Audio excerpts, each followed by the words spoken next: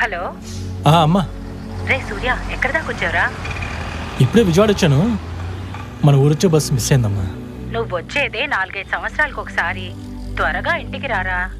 అది కాదమ్మా, ఎలాగో విజయవాడ వచ్చా కదా, మన శ్రీనిగాని కలిసి సాయంత్రం వచ్చేస్తాను. సరే, త్వరగా వచ్చేయరా. సరే అమ్మా.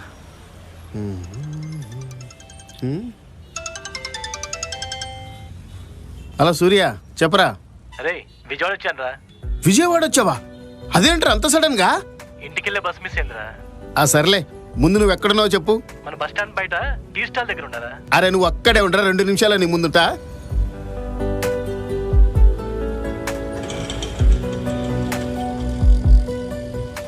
అరే సూర్య, ఎలా ఉన్నావురా? బాగున్నాను రా. దా. కూర్చోరా. పదరా. ఎన్నాళ్ళైందిరా నిన్ను చూసి.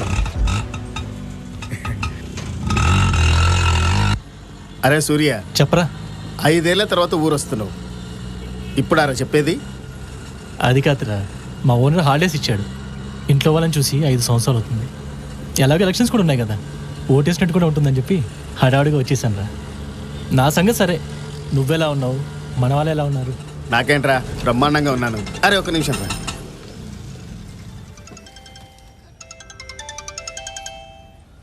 అన్నాయ్, లాస్ట్ ఇన్స్టాల్మెంట్ 1 వీక్లో కట్టేస్తా అన్నాయ్. అలాగే.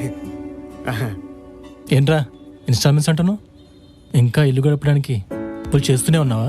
అరే సూర్య, పరిస్థితులు ఒకప్పటిలా లేవురా. ఇంకొక ఇన్స్టాల్మెంట్ కడితే ఈ ఆటో నా సొంతం.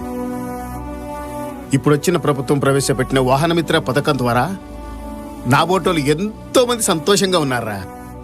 అవునారా? అవునరా, మన ఊరు, మన నియోజకవర్గం చాలా అభివృద్ధి చెందింది. అదేంట్రా, మరి అపోజిషన్ వాళ్ళు ఇక్కడ అసలు అభివృద్ధి జరగదని చెప్పి సోషల్ మీడియాలో పోస్టులు పెడుతున్నారు. అవన్నీ వదిలేరా, నువ్వే ప్రత్యక్షంగా విజయవాడలో ఉన్నావు. మన తూర్పు నియోజకవర్గంలో జరిగిన అభివృద్ధి ఏంటో నువ్వే స్వయంగా చూస్తూ ఉన్నాడు. పద.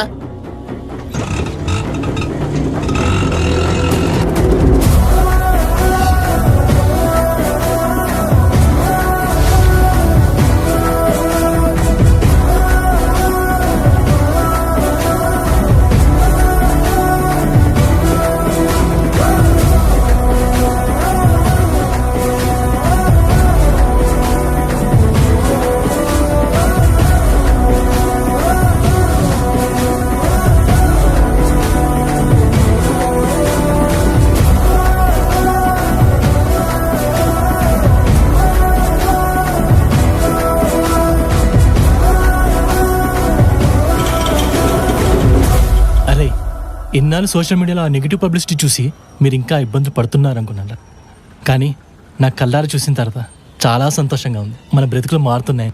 అరే సూర్య, మన జగనన్న ప్రభుత్వం వచ్చాక మన భవిష్యత్తే కాదు, మన పిల్లల భవిష్యత్తు గురించి కూడా ఆలోచించి గవర్నమెంట్ స్కూల్స్ని ప్రైవేట్ స్కూల్స్కి ధీటుగా ఇంగ్లీష్ మీడియం స్కూల్స్గా మార్చారా.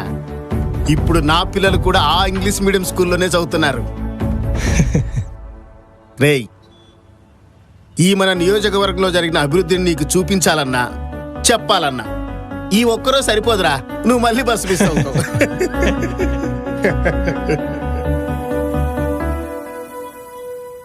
అవును సీను, ఇంతకుముందు వరదలు వస్తే మీరు చాలా ఇబ్బంది పడేవాళ్ళు.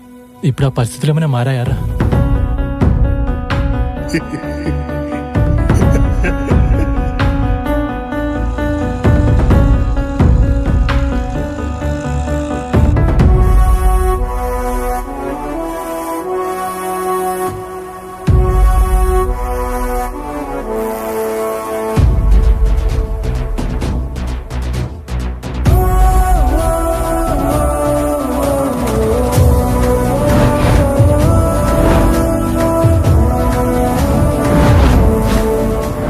అరే, ఇంత పెద్ద గోడ ఎప్పుడు కట్టారా? మా కష్టాలు చూసి ప్రభుత్వం రాగానే గోడ కట్టిస్తామన్నారా. ఇచ్చిన మాట ప్రకారం ముఖ్యమంత్రి అవగానే ఈ గోడ కట్టి మా కష్టాలు తీర్చాడ్రా జగనన్న. 5 ఏళ్ళు చంద్రబాబు నాయుడు గారు ముఖ్యమంత్రిగా ఉన్నారు, కనిపించలేదు. రిటైనింగ్ వాల్ కట్టాలని, కృష్ణలంక ప్రాంతాన్ని కాపాడాలని చెప్పి ఈ రోజు తట్టలేదు. నాకంతటి నాకే అనిపించి ఎస్టిమేట్ తయారు చేయించి వెంటనే రిటైనింగ్ వాల్ ఫండ్స్ శాంక్షన్ మనం చేసాం. వరదలు వచ్చినప్పుడు పునరావాస కేంద్రాలు ఏర్పాటు చేసి ఇంత ముద్ద పడేశారే గాని పరిష్కారం మాత్రం ఏ ప్రభుత్వం చూపలేదు. కానీ కొంతమంది మాత్రం ఈ గోడ మేమే కట్టామని చెప్పుకుంటుంటారు. కానీ నిజమేంటో తూర్పు నియోజకవర్గం ప్రజలకు తెలుసు, ఈ గోడకు తెలుసు, పైన నా దేవుడికే తెలుసు. సరేరా, ఇంత అభివృద్ధి జగనన్న ప్రభుత్వంతో సాధ్యమైందని అర్థమైంది. కానీ ఇదంతా మీతో ఉండి చేయించింది ఎవర్రా? మా ధైర్యం.